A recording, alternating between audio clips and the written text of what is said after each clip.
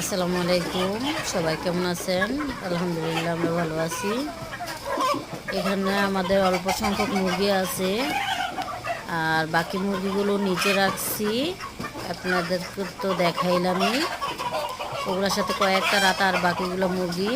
আর এখানে অল্প কয়টা মুরগি আর ব্যাগ রাতা। তো যারা মুরগির সাথে মোরগ নাই ভাবছেন বা খুঁজছেন, আপনাদের ডিম ফুটানোর জন্য অ্যাডাল্ট মোরগ দরকার, আপনারা অবশ্যই যোগাযোগ করতে পারেন আমাদের সাথে। আমরা মোরগ বিক্রি করব, যাদের প্রয়োজন অবশ্যই যোগাযোগ করবেন। আসসালামু আলাইকুম।